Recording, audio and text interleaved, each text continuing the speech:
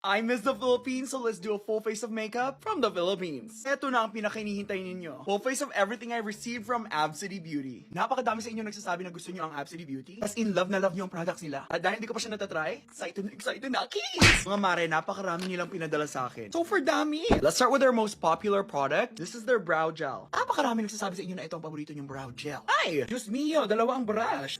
I'm gonna try it sa kilay ko and see kung umuo siya kasi pinakayoko talaga yung nagmumukhang may Gets mo naman, di ba? Pinakayoko talaga yung namumuti yung kilay ko. Pag namuti ito, mukhang tama kayo sa mga pinagsasabi nyo kasi tignan nyo, walang namumuo. Before, after, boom! Now they also have lip tints, glazing serum lip stain. Grabe ang packaging in fairness. Not gonna lie, na-try ko na siya. Guys, grabe na in love ako agad. Tingnan nyo to. Grabe, ang ganda. Ganda ng lapat sa labi. Yung labi sa mukha ko hindi yung sa... Grabe talaga yung formula na to. Tsaka medyo may pag-cooling effect siya sa bunganga. Kung hindi ka mahilig mag-toothbrush.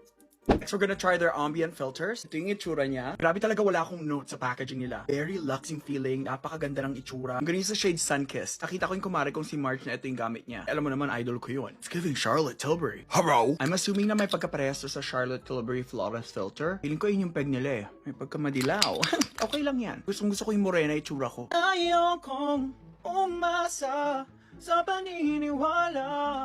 Haluan ko na shade na Astra. Tignan natin siya ng konti dito. Actually guys, wala silang pinadalang foundation sa akin. So itong gagamitin natin na foundation. Pero alam ko may foundation sila, nakita ko. Then nagpadala rin sila ng maraming brushes. Tignan nyo. Grabe yung lambot. In fairness, mas malambot pa sa tuhod ko.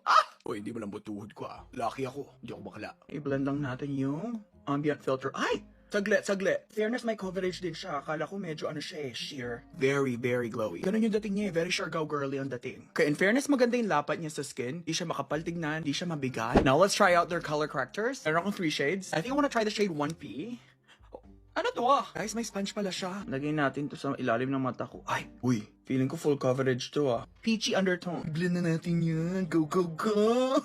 Gago. Ay, full coverage nga siya. I like this. Alam mo naman ako, may ligaw sa full coverage. Ako yung mga lalamya-lamya. The little goes a very, very long way talaga. Tingnan ko lang ang maayos. Kasi minsan nagsiseparate yung concealer, di ba? Parang magulang ko lang yan. There's no separation na nangyayari. Could see myself using this again and again and again and again. But di natin itry yung sponge. In fairness naman pala, talaga nakaka-blend din yung sponge. Kala ko gimmick lang. Love this concealer. Wala silang pinadalang blush and bronzer, so magdadagdag lang ako. Now let's try out yung mga powder nila. Mga powderettes. Shala, may powder puff sa ilalim. Boto mesa siya. Let's see. Teka lang.